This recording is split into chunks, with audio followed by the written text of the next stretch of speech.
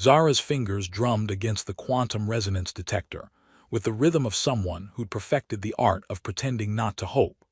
7 years, 4 months, and 16 days since Marcus had stepped into that swirling vortex of mathematical impossibility, and she still caught herself setting 2 cups of coffee every morning, before remembering that the universe had a twisted sense of humor about happy endings. Still talking to the void. Dr. Keth's voice carried the particular brand of concern reserved for colleagues who'd watched someone slowly transform from brilliant scientist to professional ghost hunter. "The void talks back," Zara replied, not looking up from her instruments. "It mostly complains about the weather and asks why I never visit anymore." Her elongated ears twitched with suppressed amusement as she adjusted the frequency modulators. The joke fell flat, as most of her jokes did these days, but it kept people from asking the really uncomfortable questions. The truth was that the quantum communication arrays had become her religion, and she was the most devoted congregation member in the history of hopeless causes. Every night shift, every abandoned frequency, every impossible signal that turned out to be cosmic background radiation, she cataloged them all with the dedication of a monk copying scripture. "You know, Doctor," Keth continued, settling into the chair that nobody else dared occupy, "there's a difference between scientific inquiry and talking to your imaginary friend." "Marcus isn't imaginary," Zara said, her voice carrying the edge that had ended countless conversations over the years. "He's just temporarily displaced. For 7 years. Time is relative. That's not how relativity works, and you know it." Zara finally looked up from her instruments, amber eyes reflecting the soft glow of the star charts. "Want to know what I detected yesterday on frequency 847? 2.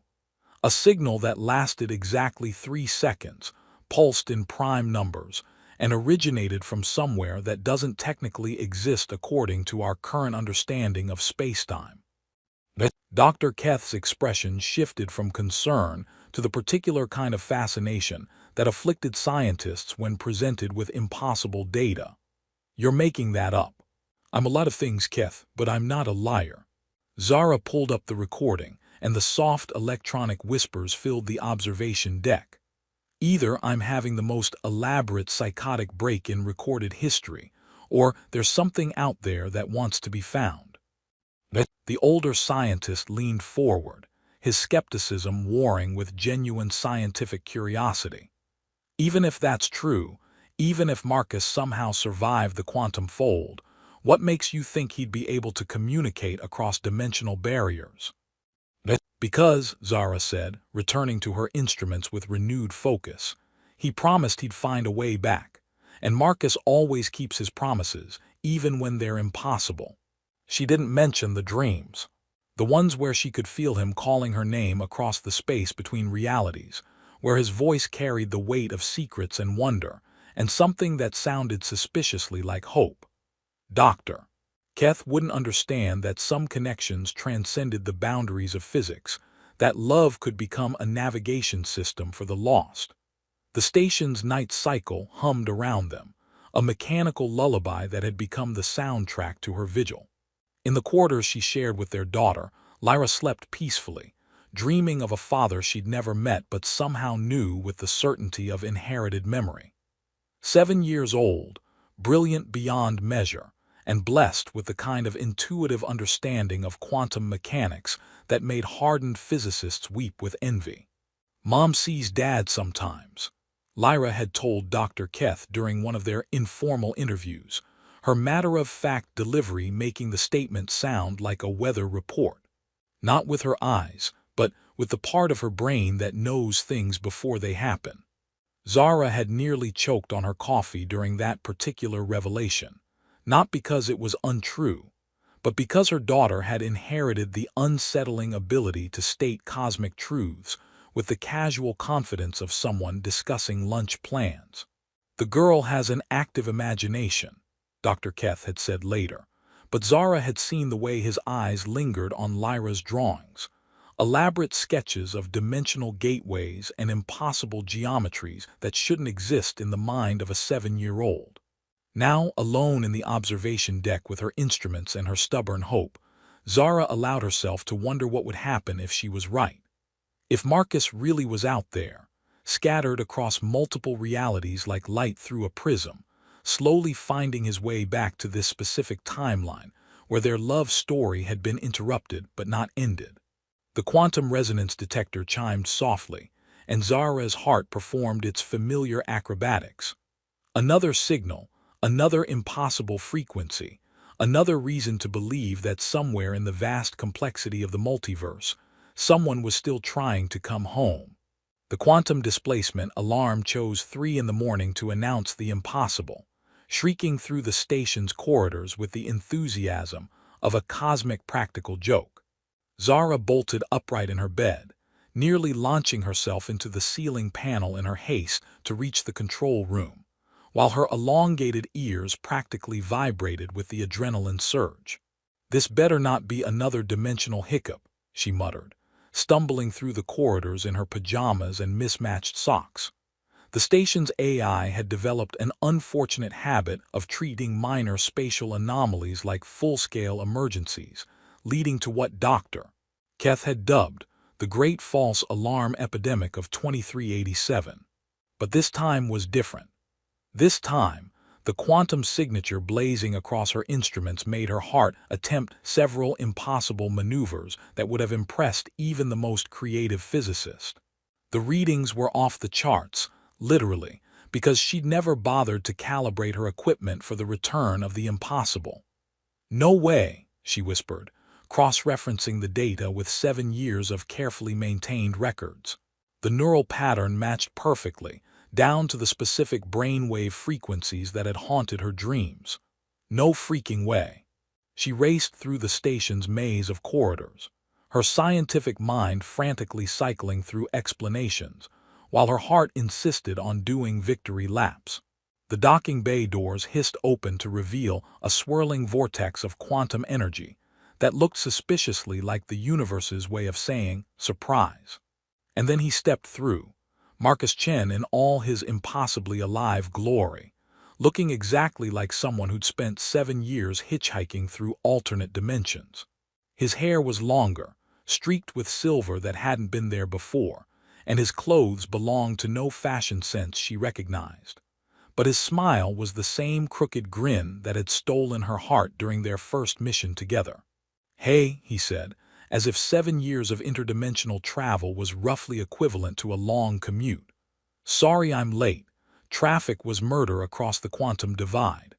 Zara opened her mouth to respond with something appropriately dramatic, but all that came out was a laugh that sounded suspiciously like a sob.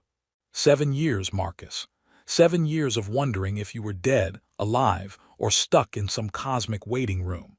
"Technically, all 3, he replied, stepping closer but maintaining the careful distance of someone who'd learned not to take happy endings for granted. The multiverse has a really weird sense of humor about linear time. She was about to throw herself into his arms, consequences be damned, when he held up a hand and spoke words that rewrote everything she thought she knew about their story. "There's someone I need you to meet." That's when she noticed the small hand clasped firmly in his own, and her universe tilted approximately 90 degrees sideways. A little girl stepped out from behind Marcus, and Zara felt her carefully constructed understanding of reality crumble like a house of cards in a solar wind. "This is going to sound weird," Marcus continued, his voice carrying the weight of secrets and wonder, "but this is Lyra, our Lyra, from a timeline where we had more time." The child looked up at Zara with eyes that were unmistakably familiar, amber like her own, but shaped like Marcus's, wide with curiosity and just a hint of mischief. Her ears were delicately pointed, a perfect blend of human and alien genetics that made Zara's heart skip several beats in rapid succession. "Mom," the girl said, the word hanging in the air like a question and an answer rolled into one. Zara knelt down, bringing herself to the child's eye level, and marveled at the way the universe had found a way to return not just love, but hope incarnate. "I'm Lyra too," she managed, her voice barely above a whisper. "But I'm 7 years old, and I live in Sector 7 with the other me." The statement was so matter-of-fact that Zara couldn't help but laugh, a real laugh this time, not the hollow echo she'd perfected over the years. "Of course you do. Because why would interdimensional travel be simple? Dad says you've been taking care of me," the girl continued with the kind of confidence that only children possess. "But I've been taking care of him too. He's terrible at remembering to eat." "That's not entirely true," Marcus protested. "I remember to eat. I just forget that dimensional energy bars aren't actual food." "They taste like cardboard mixed with regret," Lyra added helpfully. Zara looked between them, this impossible family that had materialized from the quantum foam, and felt something she'd almost forgotten how to feel, complete joy. "So let me get this straight," she said, standing up and facing Marcus with her hands on her hips. "You disappeared into a dimensional vortex, spent 7 years bouncing between realities, and came back with our daughter from an alternate timeline where we had better timing." "That's the short version," Marcus agreed. "The long version involves a lot more math and at least 3 paradoxes that technically shouldn't exist." "I helped with the math," Lyra announced proudly. "I'm very good at impossible equations." Zara felt tears streaming down her face, but for the first time in 7 years, they weren't tears of loss. "Welcome home," she whispered, and finally closed the distance between them, wrapping her arms around both of them and holding on tight enough to anchor them to this reality, this timeline, this moment where love had found a way to reassemble itself from the fragments of possibility. The station's family quarters had never hosted such an elaborate identity crisis. Zara sat cross-legged on the floor, watching 2 versions of her daughter compare notes on their respective realities with the casual efficiency of scientists comparing data sets. "In my timeline, you have a pet quantum cat," the visiting Lyra explained to her counterpart, who was currently reorganizing Marcus's research equipment into what appeared to be a miniature particle accelerator. "It exists in 17 different states simultaneously, and only materializes when you're sad." "That's weird," the local Lyra replied, not looking up from her construction project. "In this timeline, you just talk to the quantum communication arrays when you're sad. Same emotional function, less fur." Marcus watched the exchange with the expression of someone who traveled through multiple dimensions, only to discover that his daughter was equally brilliant in all of them. "Should I be concerned that she's building a cyclotron out of my coffee cups?" "Only if she succeeds," Zara said, settling beside him on the reconfigured couch. "Last week she accidentally created a temporal feedback loop while trying to make breakfast. We had Tuesday happen 3 times. That explains why Dr. Keth kept asking why he felt like he was living in a recurring dream," Marcus mused. "I thought it was just the station's artificial gravity making him dizzy." The visiting Lyra looked up from her conversation with herself. "Can I tell you something weird? I remember all of it, every version of us, every timeline where we were happy or sad, or just trying to figure out quantum mechanics over dinner." "That's not weird," the local Lyra said with the confidence of someone who'd spent 7 years being the station's unofficial consultant on impossible physics. "That's just how dimensional consciousness works. Mom explained it to me when I was 5. Zara nearly choked on her coffee. "I explained what now?" "You said love creates quantum entanglement between souls," the local Lyra continued matter-of-factly. "So when Dad got scattered across multiple realities, parts of all of us got scattered too. We just didn't notice because we were still mostly in the same place." Marcus stared at his daughter with the expression of someone who just had his PhD in theoretical physics rendered obsolete by a 7-year-old. "That's, actually, a remarkably sophisticated understanding of multidimensional consciousness theory." "I know," both Lyra said simultaneously, then giggled at their synchronization. "Dr. Keth chose that moment to stumble through the door, looking like someone who'd been awakened by cosmic forces beyond his control. Zara, the entire station is buzzing with quantum energy. My instruments are reading impossible values, and I could have sworn I just saw two of your daughter in the corridor. You did, Zara said cheerfully. Would you like some coffee? Marcus brought interdimensional pastries. I brought what survived the trip, Marcus corrected, producing a bag of what looked like crystallized starlight. Most of my supplies got converted to pure energy somewhere around the fifth dimension. Dr. Keth accepted a cup of coffee with the resigned expression of someone who'd given up trying to understand his life. So let me get this straight. Marcus returned from 7 years of dimensional travel with your daughter from an alternate timeline where you had better timing, and now we have two Lyras who can apparently build particle accelerators out of household items. That's the short version, the visiting Lyra said, offering him a crystallized pastry that hummed with harmonic frequencies. The long version involves a lot more math and at least 3 paradoxes that technically shouldn't exist. I helped with the math, the local Lyra added proudly. We're very good at impossible equations. Dr. Keth bit into the pastry and his eyes widened. This tastes like the concept of happiness distilled into edible form. Yeah, food gets really weird in the 7th dimension, Marcus explained. Everything tastes like emotions. I lived on concentrated nostalgia for about 6 months. How did you survive 7 years of interdimensional travel without going insane?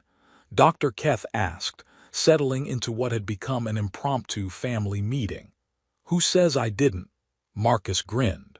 I spent 2 years convinced I was a sentient mathematical equation, 3 months as a cloud of conscious probability, and 1 very memorable week as the concept of Tuesday.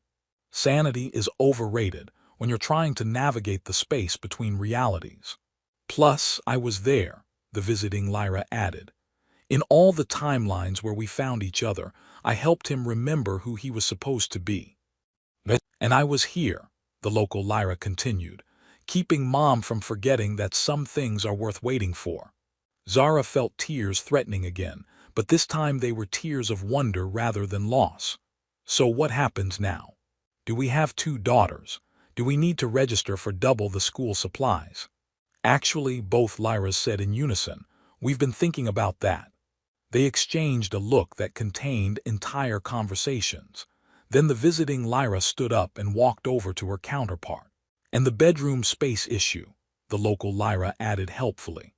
Zara looked between her daughter and her daughter, then at Marcus, then back at the 2 identical faces wearing identical expressions of scientific mischief. I have the strangest feeling that our family is about to get even more complicated. The station's main conference room had been transformed into something resembling an interdimensional war room, complete with holographic timelines, quantum probability maps, and what appeared to be a 3-dimensional flowchart of Marcus's 7-year journey through the multiverse. Dr. Keth sat in the corner, frantically taking notes while occasionally muttering things like, impossible, and this violates at least 12 laws of physics. So, Marcus began, his fingers dancing across the holographic controls. The quantum fold didn't just transport me. It shattered my consciousness across 17 different timelines simultaneously. The display showed a branching tree of realities, each glowing with its own unique signature. I was literally everywhere and nowhere at once, which is about as fun as it sounds. Did you at least get frequent flyer miles? Zara asked, settling into her chair with a cup of coffee that had somehow achieved the perfect temperature despite the laws of thermodynamics. I got something better, Marcus grinned, pulling up a timeline that pulsed with warm golden light. I got to see every version of our love story. The one where we met in academy training, the one where you were the station commander, the one where I was the alien and you were the human. Please tell me there wasn't a timeline where we were both cats, Zara said, though her expression suggested she was genuinely curious about the answer. No cats, Marcus confirmed, but there was one where we were both sentient starships. That was awkward. Both Lyras looked up from their collaborative project, which had evolved from a particle accelerator into what appeared to be a working model of a pocket dimension. "We remember that one," the visiting Lyra said. "You kept trying to dock with each other, but your navigation systems were incompatible. Romance is complicated when you're made of metal and powered by fusion reactors," the local Lyra added sagely. Dr. Keth's pen stopped moving. "Are you telling me that your daughter has access to memories from alternate timelines?" "All of them," Marcus nodded. "That's how I found my way back. In every reality where Lyra existed, she remembered the others. She became my quantum compass, pointing me toward the timeline where we belonged." "The really weird part," the visiting Lyra continued, carefully calibrating what looked like a miniature black hole, "is that consciousness isn't actually limited by dimensional boundaries. It's like, imagine your mind is a radio that can tune into multiple frequencies simultaneously. Most people just don't know how to adjust the dial," the local Lyra finished, adding a component that made the pocket dimension hum with harmonic frequencies. Zara watched her daughter work with the casual expertise of someone who'd spent years treating impossible physics as a hobby. "Should I be worried that you're building a universe in a box?" "It's not a universe," both Lyras said in unison. "It's a quantum storage unit. We're going to use it to consolidate our memories so we don't have to exist as two separate people anymore." "That's Dr. Keth began, then stopped, his scientific training warring with the evidence of his own eyes. "That's actually brilliant. You're essentially creating a consciousness merger using localized spacetime manipulation." "See," the visiting Lyra said proudly, "we told you it would solve the paperwork problem." Marcus looked between his daughter and his daughter, then at Zara, then back at the device that was humming with the sound of organized impossibility. "Are you absolutely sure about this? Once you merge your quantum consciousness across timelines, there's no going back." "Dad," the local Lyra said with the patience of someone explaining something obvious to a particularly slow adult, "we're already the same person. We're just currently experiencing ourselves from different perspectives. It's like being a song that's playing on two different radio stations," the visiting Lyra added. "We're going to tune them to the same frequency." "And if something goes wrong?" Zara asked, though her tone suggested she already knew the answer. "Then we'll figure it out," both Lyras said simultaneously. "We're very good at impossible problems." The device chimed softly, and the pocket dimension stabilized into a perfect sphere of contained reality. The visiting Lyra reached out and touched her counterpart's hand, and for a moment, the air around them shimmered with quantum energy. "Ready?" they asked each other. "Always," came the reply, and Zara realized that some bonds transcended the boundaries of space, time, and apparently the basic structure of reality itself. "Wait, Doctor," Keth said suddenly, his pen hovering over his notepad. "If this works, and your consciousness merges across timelines, what happens to the memories of the timeline where Marcus never returned?" The Lyras exchanged a look that contained entire conversations, then smiled with the serene confidence of someone who'd already solved a puzzle that hadn't been invented yet. "Simple," they said in unison. "We keep them all. Every moment of waiting, every night of hoping, every day of growing up with just Mom, those memories make us who we are. We're not erasing the past, we're adding to it." "Besides," the visiting Lyra added with a grin that was pure Marcus, "someone has to remember all the timelines where Dad tried to navigate by asking directions from cosmic radiation." "That happened exactly once," Marcus protested, "and the cosmic radiation was surprisingly helpful." As the quantum storage unit hummed with increasing intensity, Zara felt a familiar sensation, the same feeling she'd experienced 7 years ago when Marcus had first disappeared, except this time it was anticipation rather than loss. The universe was about to become a little more complicated, a little more wonderful, and a lot more interesting. "Here goes everything," both Lyras said, and activated the device. 6 months after the Great Consciousness Merger of 2387, as Dr. Keth had officially titled it in his research logs, Zara had learned to wake up expecting miracles. Not because the universe had suddenly developed a generous streak, but because she'd finally understood that some miracles were worth the wait, even if they arrived with interdimensional complications, and a daughter who could accidentally create temporal paradoxes while doing homework. "Mom," Lyra called from the observation deck, her voice carrying the particular tone that meant she'd either discovered something wonderful or broken something expensive. "The quantum communication array is picking up signals from the timeline where we're all penguins." "Are they saying anything important?" Zara asked, not looking up from her morning coffee ritual. After 7 years of talking to empty space, penguin transmissions seemed remarkably normal. Mostly complaining about fish shortages and asking why their flippers can't operate touch screens, Lyra replied. "Also, Penguin Dad wants to know if you figured out how to make interdimensional ice cubes yet." Marcus emerged from their shared quarters, his hair still defying several laws of physics, despite his attempts to tame it with what appeared to be crystallized gravity gel. "Please tell me we're not getting breakfast requests from our alternate selves again." "Just the penguins," Zara said cheerfully. "The timeline where we're all sentient gas clouds has been surprisingly quiet lately." "They're probably just busy being ethereal," Lyra said, joining them at the breakfast table with an armload of what looked like homework from 3 different dimensions. Gas Cloud Mom sent a lovely poem about the beauty of existing in multiple states simultaneously. Dr. Keth shuffled into the family area, looking like someone who'd spent 6 months having his understanding of reality systematically demolished and rebuilt. "Good morning, Zara. Good morning, Marcus. Good morning, Lyra times 17 different timelines." "Just Lyra now," she corrected with the patience of someone who'd explained this at least 40 times. "I consolidated all my timeline memories into one consciousness. It's much more efficient for filing reports.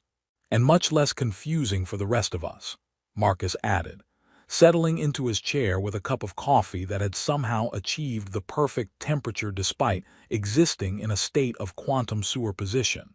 "Though I do miss the conversations you used to have with yourself." "I still have them," Lyra said matter-of-factly. "They're just internal now. Yesterday I had a fascinating debate with my Timeline 7 self about whether chocolate or vanilla is the superior ice cream flavor." "What was the verdict?" Zara asked, genuinely curious. "Strawberry," Lyra replied. "None of us saw it coming." The research station had undergone its own transformation over the months, evolving from a monument to loneliness into something that resembled a cross between a cutting-edge laboratory and the universe's most unusual family home. The corridors echoed with laughter instead of the hollow hum of isolation, and the observation deck had been converted into a combination classroom playground where Lyra conducted her daily experiments in applied impossibility.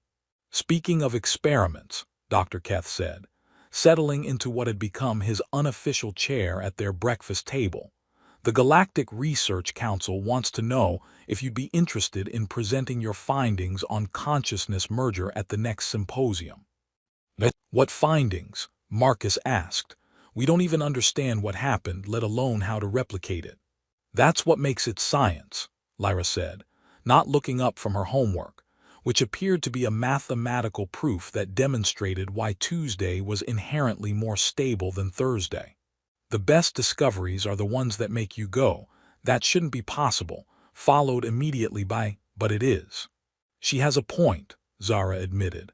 "Before Marcus disappeared, I thought love was just a chemical reaction in the brain. Now I know it's a fundamental force of the universe that can transcend dimensional boundaries and apparently solve impossible equations." "Love didn't solve the equations," Marcus pointed out. "Love motivated us to solve them." "There's a difference." "Is there?" Lyra asked, finally looking up from her work.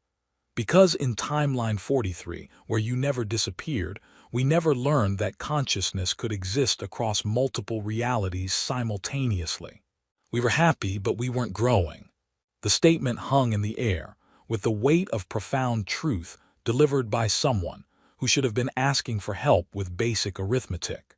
Zara felt something shift inside her chest, a final piece of understanding clicking into place. "You know what the strangest part is?" she said, looking around the table at her impossible family. "I spent 7 years thinking the universe had taken something away from me, but it was actually giving me time to become someone who could handle getting everything back."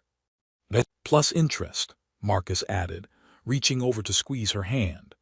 "We got back our love, our family, and apparently a daughter who can casually violate the laws of physics while eating breakfast." "I prefer to think of it as expanding the laws of physics," Lyra said primly. "Laws are meant to evolve as we learn more about how reality works." "And how does reality work, Doctor?" Keth asked, his pen poised over his ever-present notepad.